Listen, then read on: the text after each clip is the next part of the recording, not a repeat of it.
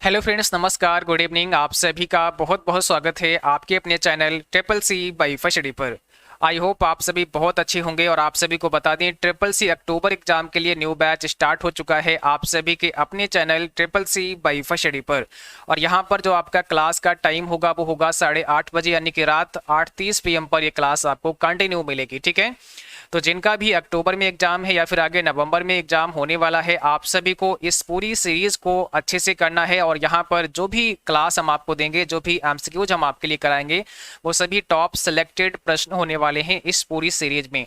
तो किसी भी क्लास को आपको स्किप नहीं करना है, मिस नहीं करना है। समय से आपको 8:30 बजे क्लास को ज्वाइन करना है। ठीक है, इसके साथ साथ आप सभी को बता दें, आप सभी अपने रेगुलर मॉक टेस्ट करते रहें। मॉक टेस्ट आप कहां से कर सकते हैं? तो मॉक टेस्ट आप हमारी वेबसाइट www.triplec-first.com से कर सकते हैं। जब आप इस वेबसाइट पर आते हैं, थोड़ा सा नीचे आपको स्क्रॉल करना है और यहां पर कई सारे ऑप्शन आपको मिलते हैं। तो ई बुक एंड PDF, जिन बच्चों को ई बुक की आवश्यकता है वो यहां से ले सकते हैं। एमसीक्यूज आप यहां से पढ़ सकते हैं, प्रीवियस पेपर आप यहां से पढ़ सकते हैं, शॉर्टकट की आप यहां से पढ़ सकते हैं, वीडियो लेक्चर आप यहां से देख सकते हैं और ट्रिपल सी के जो अपडेट आते हैं वो यहां पर आपको मिलते हैं। इसके बाद सबसे इंपॉर्टेंट है आपके लिए मॉक टेस्ट। तो आप यहां से अपने फ्री मॉक टेस्ट कर सकते हैं, जो कि ट्रिपल सी मॉडल पेपर हैं, triple C mock test Hindi हैं, triple C mock test English हैं और चैप्टर वाइज मॉक टेस्ट हैं। तो यहाँ पर सभी को मॉक टेस्ट रेगुलर करना है। जितने भी मॉक टेस्ट दिए गए हैं सभी को आपको करना है। और जब आप यहाँ पर जाएंगे, जैसे triple C mock test Hindi पर आप क्लिक करते हैं, तो यहाँ पर बहुत सारे मॉक टेस्ट आपके लिए अवेलेबल हो जाएंगे। और यहाँ पर प्रत्येक मॉक टेस्ट के अंदर 30 प्रश्नों को शामिल किया गया है। मॉक टेस्ट करने के बाद आप जो गलत करते हैं उनके जवाब भी देख पाएंगे, उनका सही आंसर क्या है। और ये सब करने के बाद में यहाँ पर नीचे देखिएगा क्लिक फॉर मोर टेस्ट का ऑप्शन है, यहाँ से और टेस्ट आपके आ जाएंगे और टेस्ट आप लोग कर सकते हैं। बाकी अगर टॉप 50 क्वेश्चन टेस्ट सीरीज आपको करनी है तो आप स्टार्ट नाउ पे क्लिक करेंगे, तो यहाँ से 50 क्वेश्चन की मॉक टेस्ट सीरीज आपके सामने आ जाएगी, जहाँ से आप लोग कर सकते हैं। तो ये काम सभी को करना है जिनका अक्टूबर में है। विशेष तौर से आपको करना ही करना है, क्योंकि आपके लिए ज़्यादा समय नहीं बचा है। ठीक है, इसके अलावा जो हम आपको क्लास करा रहे हैं उनको कंटिन्यू करना। दूसरा, यहाँ पर एक चीज़ और आपको ध्यान रखना है, इस क्लास को करने के साथ साथ में इससे पहले हमने कई सारे क्लास आपको कराए हैं, तो कुछ प्लेलिस्ट के नाम हम आपको बता दें, वो प्लेलिस्ट आपको देखनी ही देखनी है। जैसे जब आप हमारे चैनल पर जाएंगे तो वहाँ पर triple C advance mock test series नाम दिया गया है, triple C advance mock test. तो ये जो प्लेलिस्ट है हमारे चैनल पर, इसको आपको देखना ही देखना है। ठीक है, यहाँ पर काफ़ी इंपॉर्टेंट क्लास करा रखे हैं हमने, जिनको आप अच्छे से अगर पढ़ते हैं देखते हैं तो काफ़ी कुछ आपको वहाँ से नॉलेज मिलेगा और समझ में भी आएगा। ठीक है, तो इसे आपको हर हालत में देखना है। दूसरा, यहाँ पर इसके अलावा और क्या कर सकते हैं, तो एक और है आपकी लिब्रे ऑफिस की प्लेलिस्ट, जहाँ पर आपको लिब्रे ऑफिस के क्लास मिलेंगे, जैसे लिब्रे ऑफिस राइटर हो गया, कैल्क हो गया और इम्प्रेस हो गया। तो ये आपको दो प्लेलिस्ट जो कि सबसे इंपॉर्टेंट है आपको देखना है। और इसके बाद में आपको क्या करना है, ट्रिपल सी प्रीवियस पेपर की प्लेलिस्ट भी जितना आप देख पाओ यहाँ से क्लास उतना कर सकते हैं। ठीक है, तो देखिए यहाँ पर जो अभी हम ट्रिपल सी अक्टूबर के लिए जो बैच लेकर आए हैं, जो आपको इसी समय यानी कि 8:30 PM पर मिलेगा, इसको तो हर हालत में आपको 8:30 बजे लाइव देखना ही देखना है और अपने आंसर कमेंट बॉक्स में बताने हैं, कोशिश करनी है आंसर देने का। इसके साथ साथ में फिर ये आपका एक होमवर्क रहेगा, जिनका अक्टूबर में है, विशेष तौर से आपको ध्यान देने की आवश्यकता है। Triple C advance mock test series आपको यहाँ पे देखनी होगी। ये प्लेलिस्ट आपको मिल जाएगी हमारे चैनल पर। लिब्रे ऑफिस की प्लेलिस्ट आपको मिल जाएगी हमारे चैनल पर, इसको देखनी होगी। और ट्रिपल सी प्रीवियस पेपर की जो प्लेलिस्ट है उसको आपको देखना होगा। और बाकी रेगुलर आप अपने मॉक टेस्ट करते रहेंगे, निश्चित आप ट्रिपल सी एग्जाम को एक अच्छी ग्रेड में पास करेंगे। ठीक है, और इसी के साथ साथ आपको बता दें, जिन बच्चों का नवंबर में एग्जाम है, तो आज से ही यानी कि 20 सितंबर से ही हमारे triple C by first application पर आपके लिए कंप्लीट क्रैश कोर्स का क्लास स्टार्ट हो रहा है। तो अगर आपने अभी तक इस बैच को ज्वाइन नहीं किया है तो आप लोग ज्वाइन कर सकते हैं। यहाँ पर आपको बिल्कुल स्टार्टिंग से पढ़ाया जाएगा, यानी कि कंप्लीट क्रैश कोर्स हम आपका कराएंगे। और यहाँ पर आपकी क्लास 1 मंथ से ज़्यादा चलने वाली है। क्लास कब तक चलेगी, तो आपके नवंबर की एग्जाम स्टार्ट होने से पहले पहले यहाँ पर सारा का सारा कंप्लीट करा दिया जाएगा। ठीक है, और ये जो आपका इसकी जो वैलिडिटी रहेगी वो 6 मंथ की रहेगी, यानी कि आप 6 माह तक क्लास देख सकते हैं। कई सारे बच्चों ने कमेंट किया, बोले सर आपने इसमें 6 मंथ लिखा है, जबकि हमारा पेपर तो नवंबर में हो जाएगा, पहले हो जाएगा, तो कैसे हमारा काम चलेगा। तो भाई आप लोगों को बता दें, इसका मतलब ये होता है कि जब हमारे क्लास यहाँ पे फिनिश हो जाएंगे उसके बाद में भी ये आपके मोबाइल फ़ोन में बने रहेंगे। कब तक बने रहेंगे? 6 माह तक बने रहेंगे। तो आप इसे बाद में भी देख सकते हो। आपके लिए एक फायदा है कि भाई आपने क्लास कर लिया, आपने बैच ज्वाइन कर लिया, आपका एग्जाम भी हो गया, इसके बाद भी अगर आप कुछ और पढ़ना चाहते हैं, सीखना चाहते हैं, तो बाद में भी आप 6 माह तक इन्हें देख पाएंगे। जितने भी यहाँ पर पीडीएफ होंगे, जो भी वीडियो लेक्चर होंगे, वो सारे के सारे आपके पास 6 मंथ तक बने रहेंगे। बट ये जो क्लास होगा, यहाँ पर जो पूरा कंप्लीट बैच होगा, ये नवंबर एग्जाम से पहले ही फिनिश हो जाएगा। अगर हम नवंबर एग्जाम के बाद में फिनिश करेंगे तो फिर इस बैच को लाने से क्या फायदा होगा, कैसे हम आपको पढ़ा पाएंगे? ठीक है, तो इसकी चिंता ना करें। ये 20 सितंबर यानी कि आज से बैच स्टार्ट होगा और आपके एग्जाम होने से पहले पहले ये आपका कंप्लीट हो जाएगा। ओके, और इसका जो प्राइस रखा गया है वो 449 रुपए है। बट अभी डिस्काउंट्स के साथ में आपको 349 यानी कि 349 रुपए में मिल जाएगा। इस बैच में काफ़ी कुछ आपको पढ़ाया जाएगा। यहाँ पर सबसे पहले हम लोग क्या करेंगे, chapter wise mock test series कराते हैं, जहाँ पर हर एक चैप्टर से बहुत ही बारीकी से सारे प्रश्नों को समझाते हैं और उनसे बनने वाले जितने भी प्रश्न हो सकते हैं उनको बहुत ही डिटेल में आपको बताते हैं, ताकि वो चीज़ें ऑटोमेटिक आपको याद हो जाएं। इसके अलावा यहाँ से कुछ मिसलेनियस क्वेश्चन कराएंगे, कुछ ट्रेडिशनल क्वेश्चन कराएंगे। लिब्रे ऑफिस की थ्योरी आपके लिए काफ़ी इंपॉर्टेंट है, जिसे बहुत ही विस्तृत तरीके से हम आपको समझा करके कराते हैं। और अगर आपने उस थ्योरी को अच्छे से समझ लिया तो निश्चित आप पढ़ते पढ़ते ही आपको सारी चीज़ें याद हो जाएंगी और उनसे बनने वाले हर एक प्रश्न का जवाब आप आसानी से दे पाएंगे। ठीक है, तो यहाँ पर लिब्रे ऑफिस थ्योरी में आपका वर्ड प्रोसेसिंग, जिसमें आपका राइटर होगा, कैल्क होगा, इम्प्रेस होगा, ये सभी के सभी शामिल हैं। कुछ इंपॉर्टेंट मोबाइल गवर्नमेंट एप्लीकेशन के बारे में भी हम आपको बताएंगे, क्योंकि आपके एग्जाम में बहुत सारे गवर्नमेंट एप्लीकेशन के बारे में भी आता है। तो यहाँ पर वो भी आपको बहुत ही डिटेल में समझाया जाएगा ताकि आप आसानी से याद कर पाएं। बाकी वेब ब्राउजर, सर्च इंजन है, ऑल टाइप ऑफ शॉर्टकट की हैं, लिनक्स यूनिक्स कमांड है। आप कह सकते हैं कि CCC का कंप्लीट स्टडी मटेरियल आपको इस क्रैश कोर्स में प्रोवाइड कराया जाएगा। साथ में आपको न्यू अपडेटेड ई बुक भी हम आपको देते हैं, और ये ई बुक आपकी बाइलिंगुअल होगी, यानी कि इंग्लिश और हिंदी दोनों भाषाओं में ई बुक आपको यहाँ पे मिलने वाली है। ठीक है, तो जिनको भी आवश्यकता है इस बैच को ज्वाइन करने की, आप सभी ज्वाइन कर सकते हैं। लिंक डिस्क्रिप्शन में है, जहां से आप इस एप्लीकेशन को डाउनलोड करके इंस्टॉल कर सकते हैं और इस बैच में एनरोल कर सकते हैं।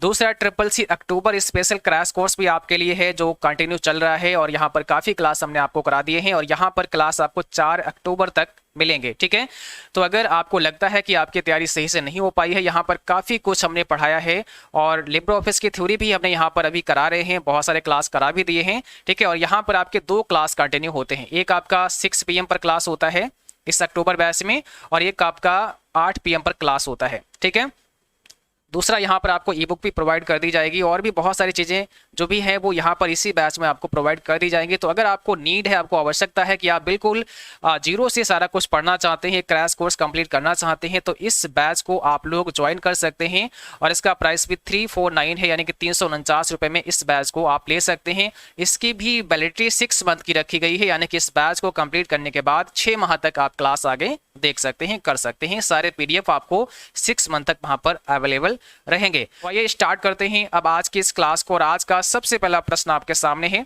यहाँ पर आपको जवाब करना है। प्रिंटर की गुणवत्ता इस पर निर्भर करती है कि इमेज को प्रिंट करने में कितने डैश प्रयुक्त होते हैं।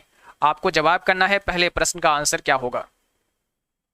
और जो भी बच्चे क्लास में आ चुके हैं, आप सभी एक बार भाई शेयर कर दो, ताकि और भी बच्चे और भी साथी इस सेशन को, इस क्लास को ज्वाइन कर पाएं। तो आप सभी को अधिक से अधिक शेयर करना है, ताकि अधिक से अधिक बच्चे इस सेशन को देख पाएं, इस सेशन से जोड़ पाएं। ठीक है, बताइएगा। पहला क्वेश्चन आपके सामने है, पूछा क्या है, पहले ध्यान से समझो। देखो, क्वेश्चन को समझने का प्रयास किया करो। ठीक है, हमेशा प्रश्न को पहले समझो, उसके बाद आप आंसर दो, क्योंकि ऐसे आपको तुक्का नहीं लगाना है। ठीक है, ये काम आपको अभी नहीं करना है, अभी आपको समझना है कि हमसे सवाल क्या हो रहा है और कैसे उसका जवाब निकालेंगे। कई बार ऐसा भी हो सकता है कि किसी प्रश्न का आपको जवाब नहीं पता है, थोड़ा सा आइडिया लगाया करो। ठीक है, जवाब निकालने का। तो कह रहा है प्रिंटर की गुणवत्ता यानी कि क्वालिटी इस पर निर्भर करती है कि इमेज को प्रिंट करने में कितने डैश प्रयुक्त होते हैं। क्या पिक्सल, DPI, पेपर या कलर। तो सही जवाब होगा ऑप्शन बी, DPI। इसका मतलब डॉट्स पर इंच। देखिए, पिक्चर की गुणवत्ता इसी पर डिपेंड करती है कि किसी भी पिक्चर में कितने DPI हैं, कितने डॉट्स पर इंच हैं। जैसे मान लिया यहाँ पर एक पिक्चर है, तो अब यहाँ पर 1 इंच में कितने डॉट्स लगे हैं। डॉट्स पर इंच का मतलब 1 इंच में कितने डॉट्स हैं। अब मान लिया यहाँ पर अगर आपने कोई डॉट्स दिए हैं, मतलब कोई इमेज है उसमें कुछ डॉट्स हैं, तो 1 इंच में पता लगा 200 डॉट है, मतलब वो 200 DPI पर फोटो आया है।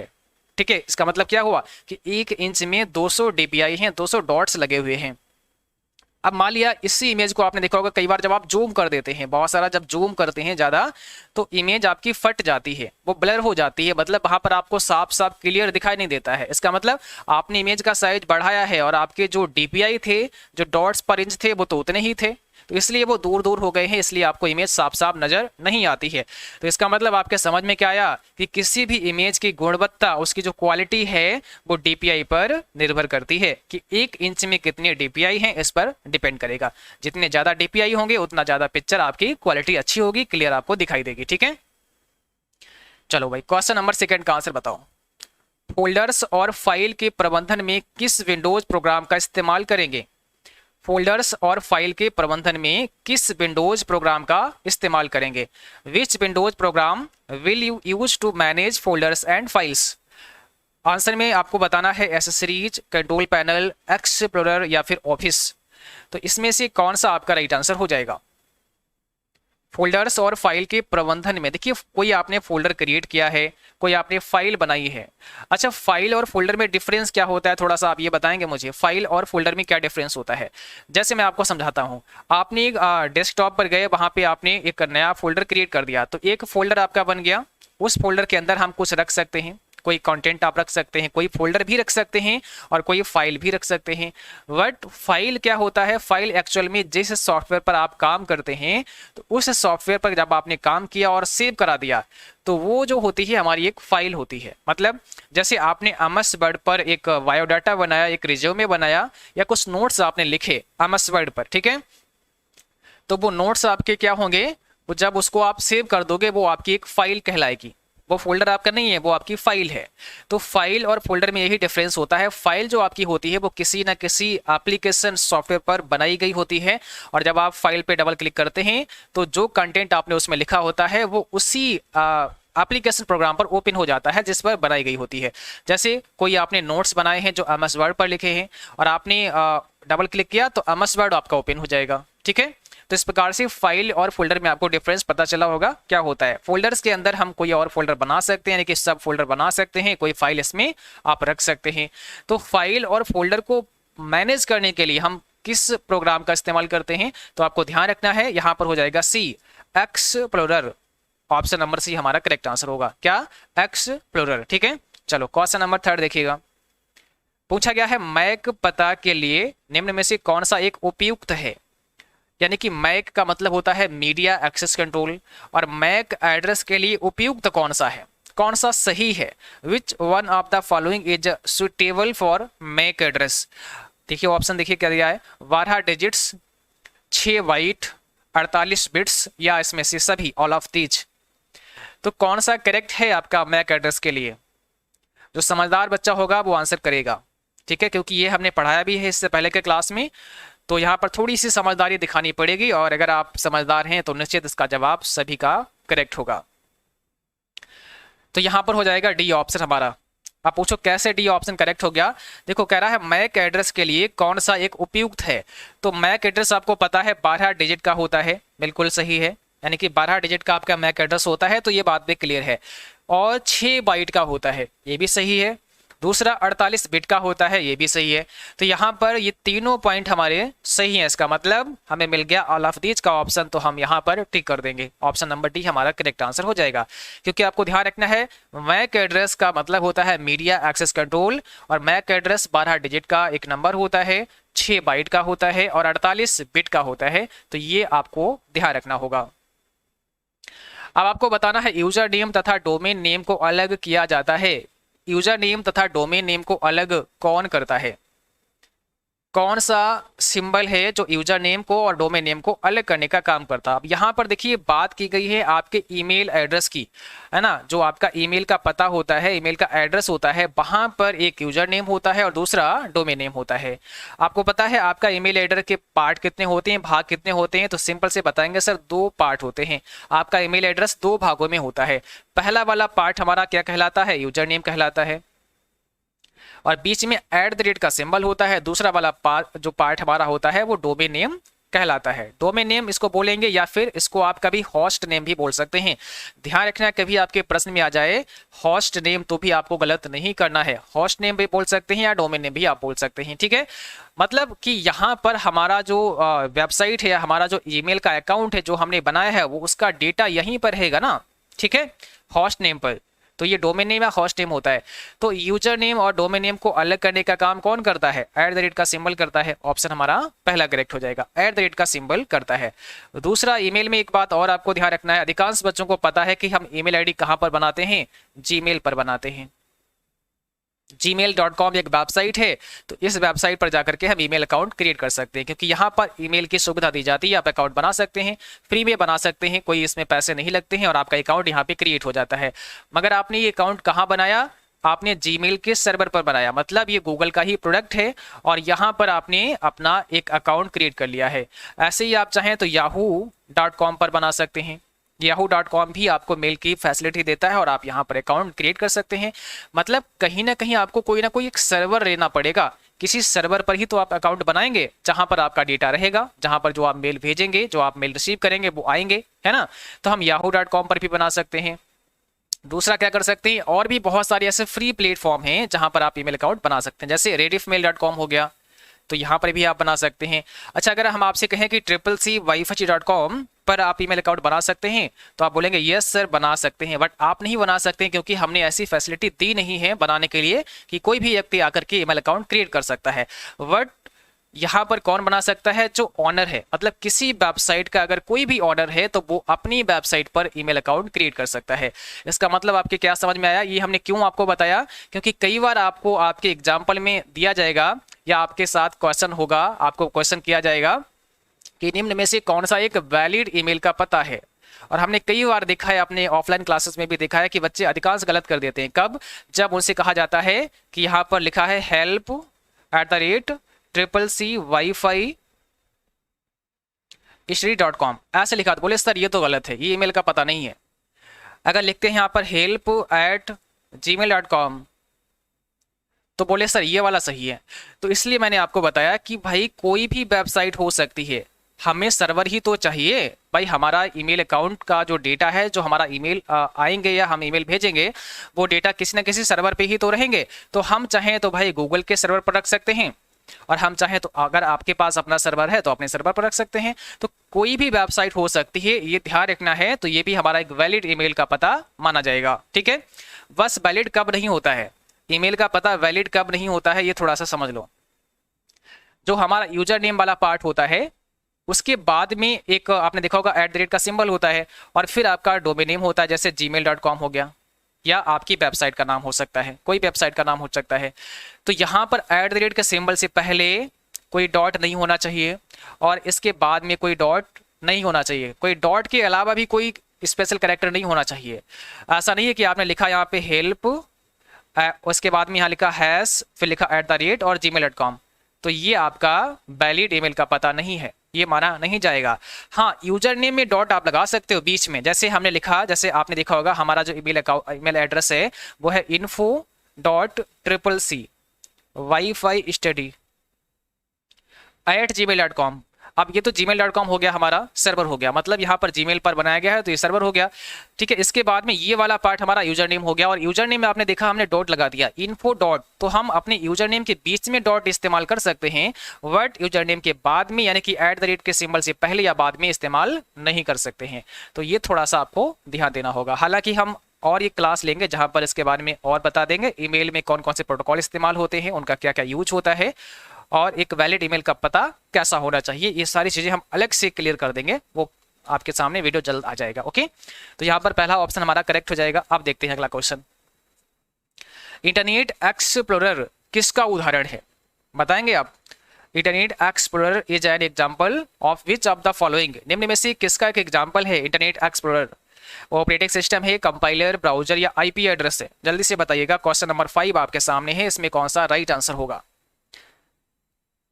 यहाँ पे क्या होगा तो आपको बता दे भाई, यहाँ पर ये ब्राउजर हो जाएगा। इंटरनेट एक्सप्लोरर एक ब्राउजर एप्लीकेशन प्रोग्राम है ना। इसकी हेल्प से हम क्या करते हैं, किसी वेबसाइट को विजिट करते हैं।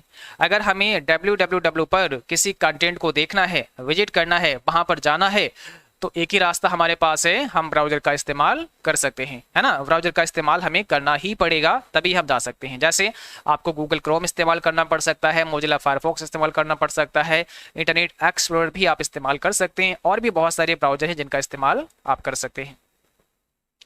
कह रहा है वेब ब्राउजर में प्रयुक्त होने वाले प्रोटोकॉल की पोर्ट संख्या बताइए। इन्होंने प्रोटोकॉल का नाम नहीं दिया है। अब ये पता करना पड़ेगा आपको पहले कि वेब ब्राउजर में कौन सा प्रोटोकॉल इस्तेमाल होता है ना। उसके बाद फिर आपको जवाब करना होगा। तो ऐसे भी प्रश्न आपको देखने को मिल सकते हैं। आपके एग्जाम में पूछा है वेब ब्राउजर में प्रयुक्त होने वाले प्रोटोकॉल की पोर्ट संख्या आपको बतानी है। क्या होगा यहाँ पर सही जवाब? 25 होगा, 110 होगा, 143 होगा, या फिर 443 होगा। तो इसमें कौन सा हमारा सही जवाब होगा? वेब ब्राउजर में प्रयुक्त होने वाले प्रोटोकॉल की पोर्ट संख्या आपको बतानी है। तो सबसे पहले ये पता करो कि वेब ब्राउजर में कौन सा प्रोटोकॉल इस्तेमाल होता है। तो आपको पता लगा HTTP क्या होता है? HTTP प्रोटोकॉल है जो वेब ब्राउजर में इस्तेमाल होता है। इसका मतलब होता है हाइपर टेक्स्ट ट्रांसफर प्रोटोकॉल। अब इसका पोर्ट नंबर हमें बता देना होगा, तो बता देंगे भाई 25 होता है, ऑप्शन पहला हो जाएगा, 25 होता है। बट अगर कभी भी आपसे पूछ रहे हैं कि वेब ब्राउजर में प्रयुक्त होने वाले प्रोटोकॉल की पोर्ट संख्या बताइए, और यहाँ पर अगर सिक्योर कर दें कि वेब ब्राउजर में प्रयुक्त होने वाले सिक्योर प्रोटोकॉल की संख्या क्या होती है, या कभी डायरेक्ट आपसे पूछते हैं कि HTTPS का पोर्ट नंबर बताइए, मतलब HTTPS इसका पोर्ट नंबर आपसे पूछते हैं, तो क्या होगा? 443 443 हो जाएगा, फिर 443 हो जाएगा। दोनों इंपॉर्टेंट है, आपको याद रखना है। कभी भी HTTP की पूछें तो 25, और HTTPS की पोर्ट नंबर पूछें तो 443। दोनों में डिफरेंस कितना है? तो ये आपका थोड़ा सा सिक्योर नहीं माना जाता है, और ये आपका सिक्योर माना जाता है। जहां पर यस लग जाता है वो सिक्योर माना जाता है, और यहाँ पर होता क्या है? SSL सर्टिफिकेट द्वारा ये सिक्योर कर दिया जाता है। इसका मतलब होता है सिक्योर सॉकेट लेयर। ये भी आपको ध्यान रखना है, सिक्योर सॉकेट लेयर। आपने देखा होगा बहुत सारी वेबसाइट है जहां पर जब आप विजिट करते हो तो यहाँ पर यस बना होता आगे, और एक ग्रीन सा लॉक लगा होता, ताला लगा होता, मतलब ये आपका लॉक होता है, सुरक्षित होता है। अब आप जिस वेबसाइट से कम्युनिकेशन करते हैं, तो आपके बीच में और उस वेबसाइट के बीच में, उस सर्वर के बीच में जो कम्युनिकेशन हो रहा है, उसमें कोई भी थर्ड पार्टी आकर के कुछ नहीं कर सकती, आपका डेटा नहीं देख सकती है, आपकी इन्फॉर्मेशन वो नहीं ले सकती है। ये आपको ध्यान रखना है। बाकी जहां पर केवल HTTP होता है, तो आपके बीच में और उस वेबसाइट के बीच में जो कम्युनिकेशन किया जा रहा है, जो कम्युनिकेशन हो रहा है, या जो इन्फॉर्मेशन आप उस वेबसाइट पर दे रहे हैं, हो सकता है कि उस इंफॉर्मेशन को रास्ते में बाकी के लोग जो थर्ड पार्टियां हैं वो उस डेटा को एक्सेस कर लें, वो उस डेटा को चुरा सकती हैं। तो ये थोड़ा सा ध्यान रखना होता है, ठीक है। और हमेशा आपको ध्यान रखना है कि जब कभी भी पेमेंट करना है, जहां पर भी आपको पेमेंट करना होता है, वहां पर HTTPS ही होना चाहिए, तभी आपको पेमेंट करना है, ठीक है। क्योंकि वहां पर आप अपना कार्ड का नंबर डालते हैं, आप अपना पासवर्ड डालते हैं, है ना, जो भी आपका इंटरनेट बैंकिंग का लॉगिन ID पासवर्ड होता है। हालांकि होता क्या है, जब आप पेमेंट करते हैं तो वो पेमेंट, जैसे आपका SBI में अकाउंट है और आपने पेमेंट किया, तो पेमेंट पर जैसे क्लिक करते हैं उसके बाद वो SBI अकाउंट में रिडायरेक्ट होता है, मतलब SBI की वेबसाइट पर रिडायरेक्ट होता है, और आपके सामने SBI का ही पोर्टल ओपन होता है। वहां पर फिर आप लॉगिन ID और पासवर्ड डालते हैं। तो जब आप SBI की पोर्टल पर लॉगिन ID पासवर्ड डालते हैं और आपको पता है कि SBI जो बैंक है आपकी, वहां पर वो सिक्योर रहती है, मतलब वहां पर HTTPS ही होता है। तो बस यही आपको देखना है कि जहां पर आप login ID and password use कर रहे हैं, क्या वो वेबसाइट सिक्योर है। अगर वो सिक्योर है तो आपको फिर ज्यादा टेंशन लेने की आवश्यकता नहीं है, ठीक है। तो आई होप इसका मतलब आप समझ गए होंगे कि HTTP और HTTPS का मतलब क्या होता है। इसका पोर्ट नंबर 25 है और इसका पोर्ट नंबर 443 है, और ये प्रोटोकॉल इस्तेमाल कहाँ होता है? वेब ब्राउजर में इस्तेमाल होता है, ठीक है। अगला देखिए, रो और कॉलम को जोड़कर क्या बनता है? रो और कॉलम को जोड़कर क्या बनता है? रो एंड कॉलम को जोड़कर क्या बनता है? सेल, टेबल, पोजीशन या फिर डेटा। तो आपको पता है भाई सेल बनेगा, जहां पर कॉलम होगा और रो होगा। अब कॉलम और रो का जो कॉम्बिनेशन एरिया होता है, ये जो हमारा एक बॉक्स सा बना, इसी बॉक्स को कहते हैं सेल, ठीक है। तो सेल क्या होता है? रो एंड कॉलम का जो कॉम्बिनेशन होता है उसको हम सेल बोलते हैं। किसी कंप्यूटर के हार्डवेयर के पते को किस रूप में जाना जाता है? किसी कंप्यूटर का जो हार्डवेयर का पता है, एड्रेस है, उसको हम किस नाम से जानते हैं? क्या वो IP एड्रेस होता है, क्या वो कंप्यूटर एड्रेस होता है, क्या वो मैक एड्रेस होता है, या फिर वो NIC एड्रेस होता है? देखो, किसी कंप्यूटर के हार्डवेयर के पते को आप किस रूप में जानते हैं? तो ध्यान रखना है सभी को, मैक एड्रेस होता है। मैक एड्रेस एक फिजिकल एड्रेस होता है, हमारे कंप्यूटर का हार्डवेयर का पता होता है। इसका मतलब होता है मीडिया एक्सेस कंट्रोल। अब देखो थोड़ा सा हम आपको समझा दें, आपके कंप्यूटर में एक होता है एनआईसी कार्ड। क्या होता है? एनआईसी कार्ड, ठीक है। एनआईसी कार्ड का मतलब होता है नेटवर्क इंटरफेस कार्ड। क्या होता है? ध्यान से समझो, network interface card. NIC card क्या होता है? हमारा एक फिजिकल पार्ट होता है आपके कंप्यूटर का, एक हार्डवेयर पार्ट है, ऐसा बोल सकते हैं। तो एनआईसी कार्ड एक हार्डवेयर है हमारे कंप्यूटर के अंदर, और इस एनआईसी कार्ड का इस्तेमाल क्या होता है? अगर हम इंटरनेट चलाना चाहते हैं अपने कंप्यूटर में तो एनआईसी कार्ड का होना आवश्यक है। अगर एनआईसी कार्ड नहीं है तो आपके कंप्यूटर में इंटरनेट नहीं चलेगा, आप इंटरनेट नहीं चला सकते हैं, ठीक है। तो एक एक करके समझो। सबसे पहले क्या समझ में आया कि एनआईसी कार्ड हमारे कंप्यूटर में लगा होता है जो कि एक हार्डवेयर है, पहली बात, ठीक है। तो ये समझ में आ गया। अब एनआईसी कार्ड का फुल फॉर्म क्या होता है? तो इसका फुल फॉर्म होता है नेटवर्क इंटरफेस कार्ड। दो बातें आपने समझ ली। तीसरा, एनआईसी कार्ड का अपना एक यूनिक नंबर होता है। क्या होता है? एनआईसी कार्ड का अपना एक नंबर होता है। जैसे आपने देखा होगा, आपका जो आपके मोबाइल पर एक IMEI नंबर होता है, तो आपके मोबाइल डिवाइस का एक अपना एक नंबर होता है, IMEI नंबर होता है, जो आपने देखा होगा जहां पर सिम स्लॉट होते हैं। वैसे ही हमारे कंप्यूटर के अंदर भी एक एनआईसी कार्ड होता है और उसका अपना एक नंबर होता है। तो इसका जो नंबर होता है उस नंबर को ही क्या बोला जाता है? मैक एड्रेस बोला जाता है। इतनी सी बात है। तो मैक एड्रेस एक हार्डवेयर का ही तो पता हुआ। अगर हम आपसे कहें भाई मैक एड्रेस है क्या, तो आप बताओगे सर मैक एड्रेस तो एनआईसी का नंबर होता है, एनआईसी कार्ड है, उसका एक अपना यूनिक नंबर होता है, उसी नंबर को हम मैक एड्रेस के नाम से जानते हैं। इसका मतलब मैक एड्रेस एक फिजिकल पता है ना, आपके कंप्यूटर का एक हार्डवेयर का पता है मैक एड्रेस। तो आप बोलेंगे यस। तो मैक एड्रेस का फुल फॉर्म होता है मीडिया एक्सेस कंट्रोल, और ये मीडिया एक्सेस कंट्रोल किसे कहा जाता है? एनआईसी का जो पता है उसी पते को बोला जाता है, ठीक है। चाहे उसको मैक बोल दो, चाहे मीडिया एक्सेस कंट्रोल बोल दो, ठीक है। आई होप ये आपके समझ में आ गया होगा। आगे बात करते हैं, यहाँ पर दिया गया है नेटिकेट क्या है। आपको बताना है नेटिकेट क्या होता है। एक नेटवर्क, इंटरनेट शिष्टाचार, प्रोग्राम या इनमें से कोई नहीं। तो सिंपल सी बात है, हमेशा आपको ध्यान रखना है नेटिकेट क्या है? एक इंटरनेट शिष्टाचार है। ऑप्शन नंबर बी हमारा करेक्ट होगा, इंटरनेट शिष्टाचार है आपका नेटिकेट। माउस का प्रयोग GUI में किया जाता है, बताइएगा ट्रू फॉल्स में जवाब करना है। क्या माउस का इस्तेमाल GUI में किया जाता है? अब GUI क्या होता है? इसका मतलब होता है ग्राफिकल यूजर इंटरफेस। जैसे हमारा विंडोज है, आपका जो विंडो है वो कैसा है? ग्राफिकल यूजर इंटरफेस पर आधारित है। तो माउस का इस्तेमाल हम कब करते हैं? GUI में करते हैं, ठीक है। ऑप्शन हमारा यहाँ पे पहला होगा, ट्रू हो जाएगा। पूछा है आईपी एड्रेस एक यूनिक पता होता है। आईपी एड्रेस एक कैसा पता होता है? एक विशिष्ट पहचान संख्या होती है, एक यूनिक पता होता है। यूनिक पता का मतलब ये है कि वो एड्रेस फिर और किसी का नहीं हो सकता है, ठीक है। तो यहाँ पर क्या होगा? बिल्कुल सही है, ऑप्शन हमारा पहला करेक्ट हो जाएगा। आईपी एड्रेस एक यूनिक पता होता है, एक यूनिक एड्रेस होता है, आपको ध्यान रखना है। तो ऑप्शन हमारा पहला करेक्ट हो जाएगा। आपको बताना है OSI मॉडल में कुल कितनी लेयर होती हैं? टोटल नंबर ऑफ लेयर आपको बतानी है OSI मॉडल में। और ये सभी वो प्रश्न है जो एग्जाम में हर हालत में आपसे पूछे जाते हैं, ठीक है। OSI का मतलब आप लोग बताएंगे क्या होता है, इसका फुल फॉर्म क्या होता है?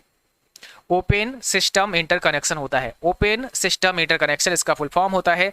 इसमें कुल कितनी लेयर होती हैं? तो आपको बताना है 7 लेयर होती हैं। टोटल नंबर ऑफ लेयर 7 होती हैं आपके OSI मॉडल में, जो कि आप यहाँ पर देख सकते हैं। आपका एप्लीकेशन लेयर होता है, प्रेजेंटेशन लेयर होता है, सेशन लेयर होता है, ट्रांसपोर्ट लेयर होता है, नेटवर्क लेयर होता है, डाटा लिंक लेयर होता है और फिजिकल लेयर होता है। तो टोटल जो लेयर होती हैं वो आपकी 7 होती हैं। ये ध्यान रखना है, कुछ हमारी सॉफ्टवेयर लेयर होती हैं, जैसे एप्लीकेशन हो गया, प्रेजेंटेशन हो गया और सेशन हो गया, ये हमारी सॉफ्टवेयर लेयर होती हैं। जो आपकी ट्रांसपोर्ट लेयर हो गई, इसको हम हार्ट ऑफ OSI भी बोलते हैं, ठीक है, हार्ट ऑफ OSI भी बोला जाता है। और नेटवर्क लेयर जो आपकी हो गई, डाटा लिंक लेयर हो गई और फिजिकल लेयर हो गई, ये हमारी हार्डवेयर लेयर होती है। तो थोड़ा सा इस पर भी ध्यान देना है, हो सकता है कि इस टाइप से अगर सवाल आता है तो आप इसका भी जवाब आसानी से कर पाओगे, ठीक है। अब बात करते हैं क्लाउड कंप्यूटिंग में क्लाउड का क्या मतलब होता है। क्लाउड कंप्यूटिंग का आपने नाम सुना होगा, और क्लाउड कंप्यूटिंग में क्लाउड का मतलब आपको समझाना है। सर्च इंजन है, वेब पेज है, यूजर है या फिर इंटरनेट है? तो यहाँ पर सही जवाब हमारा होगा D option, internet correct answer हो जाएगा। और देखिए हमारा जो क्लाउड कंप्यूटिंग है उसमें कई बार आपसे पूछते हैं कि क्लाउड कंप्यूटिंग के मॉडल के बारे में आप बताइए, ठीक है। तो आपको ध्यान रखना, एक तो हमारा IaaS है, इसका फुल फॉर्म क्या होता है? इंफ्रास्ट्रक्चर एज ए सर्विस, ठीक है। दूसरा हमारा PaaS होता है, इसका मतलब होता है प्लेटफॉर्म एज ए सर्विस। और तीसरा हमारा SaaS होता है, इसका मतलब होता है सॉफ्टवेयर एज ए सर्विस। तो आपको ध्यान रखना है infrastructure as a service, platform as a service और सॉफ्टवेयर एज ए सर्विस। तो ये 3 मॉडल हैं, इसके आपको पता होनी चाहिए। इनका फुल फॉर्म भी अक्सर आपके एग्जाम में पूछा जाता है। और निम्न में से कौन सा डोमेन शिक्षा से संबंधित है? कौन सा डोमेन शिक्षा से, एजुकेशन से संबंधित है? देखो, कुछ डोमेन के एक्सटेंशन नेम होते हैं, ठीक है। जैसे बहुत सारी वेबसाइट होती हैं, आपने देखा होगा किसी वेबसाइट के लास्ट में .com लगा होता है, किसी के लास्ट में .net लगा होता है, किसी के लास्ट में .edu लगा होता है, किसी के लास्ट में .gov लगा होता है। तो अलग अलग एक्सटेंशन होते हैं। हालांकि इस पर भी हम एक अलग से क्लास आपको करा देंगे, और ये क्लास शायद हमने कराई भी है, थोड़ी पुरानी क्लास है, आप उसको देख सकते हैं, जहाँ पर हमने सभी डोमेन नेम के बारे में बात की है, ठीक है। और आगे आने वाले समय में आपके एग्जाम से पहले पहले एक और हम क्लास करा देंगे, जहाँ पर सभी डोमेन के बारे में बहुत ही विस्तृत आपको इन्फॉर्मेशन दे देंगे, ताकि कभी भी आप उसे ना भूल पाएं, ठीक है, आपको याद रहेगा आसानी के साथ में। तो कह रहा है डोमेन नेम जो शिक्षा से संबंधित है, आपको सिंपल सी बात है, यहाँ पर एजुकेशन लिखा हुआ है, जिसको नहीं पता है वो भी बता सकता है। जिसको इसका जवाब नहीं पता है क्या होता है डोमेन नेम, इसके बारे में भी नहीं पता है, और बस उसको देखना है शिक्षा आ गया, यहाँ एजुकेशन आ गया, आप आंसर कर दो, आपका तुक्का यहाँ पर बिल्कुल फिट हो जाएगा, है ना। तो ऐसे कुछ होते हैं जहाँ पर तुक्का आपका एकदम सही लगेगा, अगर आपने थोड़ा सा दिमाग लगा लिया, थोड़ा सा माइंड लगा लिया। लेकिन आपको पता होगा क्यों नहीं, आप जब पढ़ेंगे तो आपको पता होगा, ठीक है। तो इसलिए सब चीज़ पता करनी है, तुक्का पर भरोसे नहीं रहना है, पूरा का पूरा सीख करके जाना है, पढ़कर जाना है। और हम इस सीरीज में वही क्वेश्चन, वही चीज़ें आपको पढ़ाएंगे जो आपके लिए मोस्ट इंपॉर्टेंट है, और जो शेष समय बचा है इन दोनों में ही काफ़ी कुछ आपको पढ़ाने की कोशिश करेंगे। बट आपको पूरा ध्यान देना होगा, पूरा साथ देना होगा, क्योंकि 50% हमारा काम होता है ना। तो हम तो अपना काम करेंगे और बचा है आपका 50%। अब ये डिपेंड करता है कि आप में से कितने लोग अपना काम पूरा करते हैं, है ना। क्योंकि आधा काम हमारा है, हम आपके लिए अच्छा कंटेंट लाएंगे, मेहनत से पढ़ाएंगे, समझाएंगे, क्योंकि हम चाहते हैं कि जो भी शेष समय बचा है, इस शेष समय में ही आप पढ़ करके एक अच्छी ग्रेड हासिल कर लें। बट अब आपका काम है कि उस चीज़ को आप कैसे समझते हैं, कितने धैर्य के साथ समझते हैं, कैसे क्लास करते हैं। क्या आप आते हैं क्लास और फटाफट फटाफट देख के चले गए? क्या आप उस क्लास को तसल्ली से करते हैं, उसके नोट्स भी बनाते हैं, है ना, उसको बाद में भी रिवाइज करते हैं? तो ये डिपेंड करता है आप अपना काम कैसा करते हैं, और उसी के अकॉर्डिंग आप सभी के रिजल्ट भी अलग अलग रहते हैं।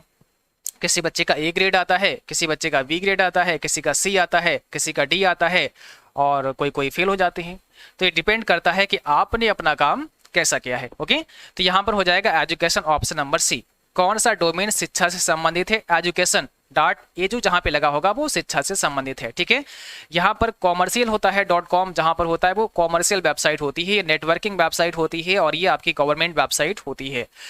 बट ये जरूरी नहीं है कि कोई वेबसाइट कॉमर्शियल है तो वो .com ही ले, वो चाहे तो .in ले सकता है, या और कोई डोमेन ले सकता है ना। ये बाउंडेशन नहीं है कि हमें .com ही लेना है या हमें .net ही लेना है।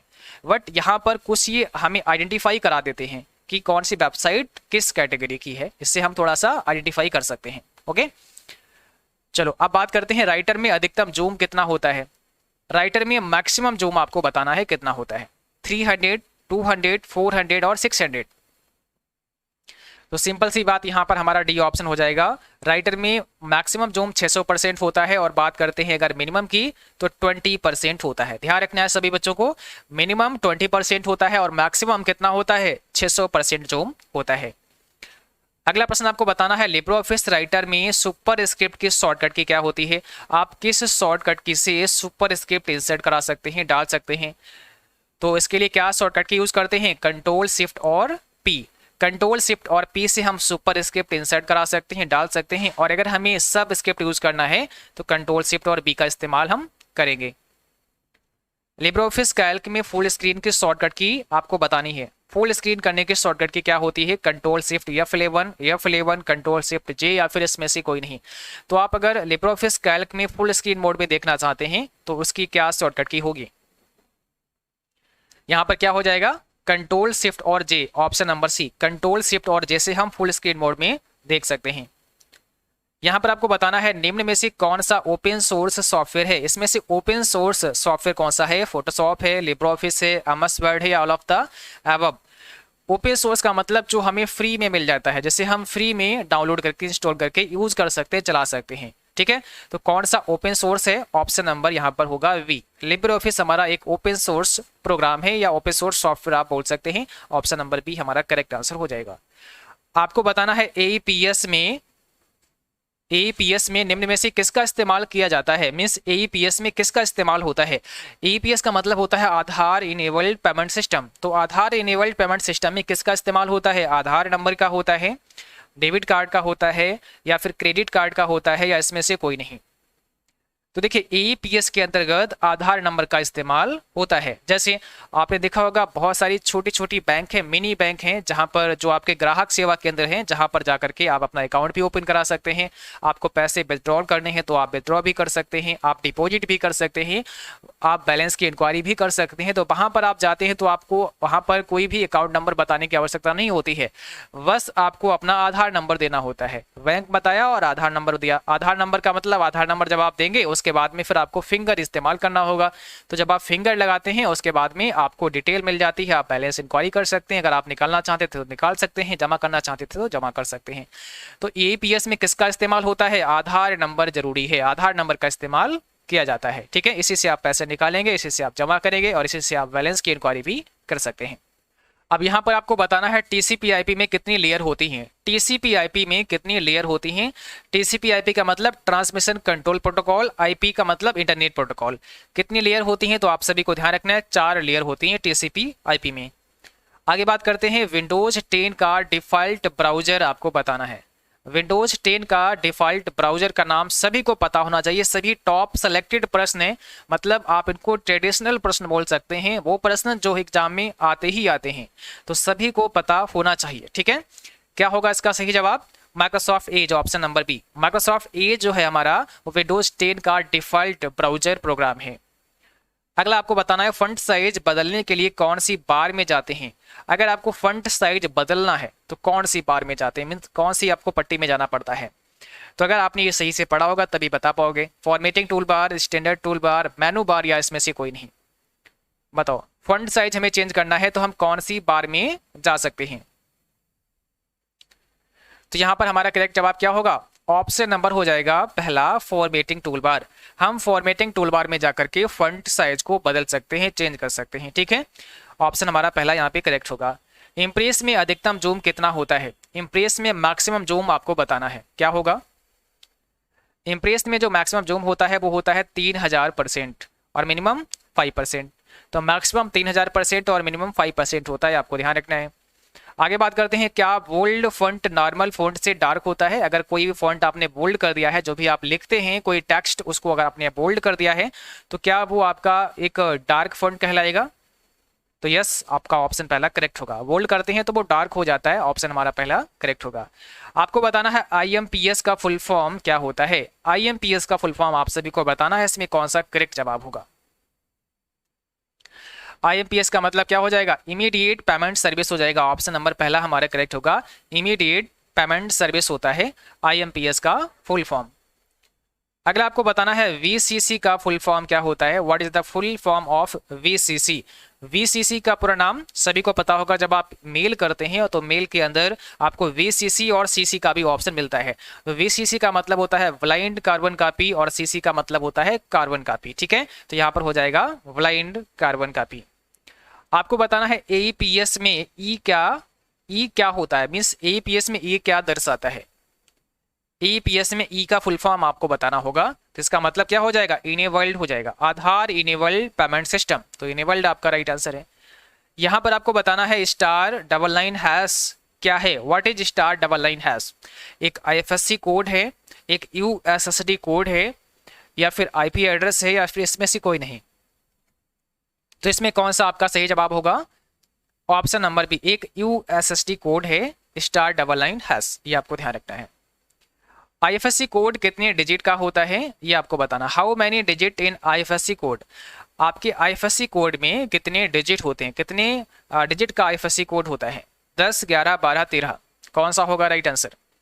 और भाई जिन बच्चों ने क्लास को अभी तक लाइक नहीं किया है तो प्लीज़ आप सभी क्लास को लाइक करें, शेयर करें, ठीक है। लाइक सबको करना है और शेयर भी करना है। और अगर अभी तक आपने चैनल को सब्सक्राइब नहीं किया है तो आपको कर लेना है, क्योंकि जो भी क्लास हो उसका नोटिफिकेशन मिलना भी आपके लिए बहुत ही जरूरी है, तभी आप समय पर क्लास कर पाओगे। ओके, तो यहाँ पर हो जाएगा ऑप्शन बी 11 डिजिट का होता है आपका IFSC कोड, ये आपको ध्यान रखना है।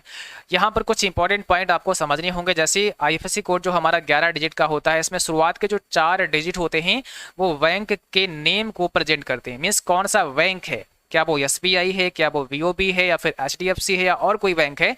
तो फर्स्ट 4 जो डिजिट हमारे होते हैं वो बैंक के नाम को दर्शाते हैं, और एग्जाम में बहुत बार पूछा गया है, इसलिए हमने यहाँ पर शामिल किया है। 5वां जो डिजिट होता है वो आपका 0 होता है। क्या होता है? 0 होता है। और लास्ट का 6 डिजिट आपका जो होता है वो रिप्रेजेंट करता है ब्रांच के नेम को, कि भैया कौन सी ब्रांच है। तो आपको समझ आया, जो 11 डिजिट होते हैं इनमें शुरुआत के 4 बैंक के नेम को दर्शाते हैं, 5वां 0 होता है, और लास्ट के 6 डिजिट जो आपके होते हैं वो ब्रांच के नाम को बताते हैं कि कौन सी आपकी ब्रांच है।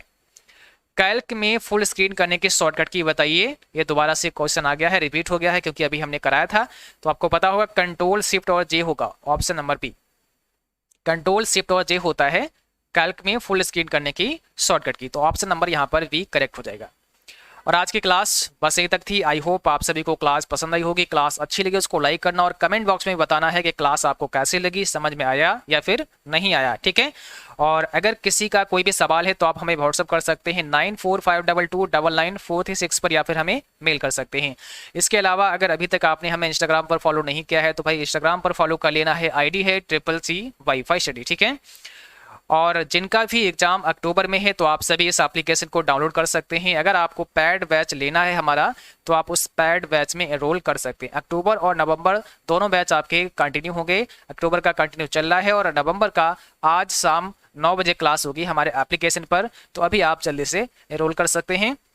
और इस एप्लीकेशन का लिंक और डिस्क्रिप्शन में हमने प्रोवाइड कर दिया है, जहाँ से आप डाउनलोड कर सकते हैं। बहुत सारे बच्चों को पासवर्ड बनाने में प्रॉब्लम आती है, तो पासवर्ड आपको ध्यान रखना है कैसे बनाना है। पासवर्ड में आपको अपना नाम ही डाल देना है।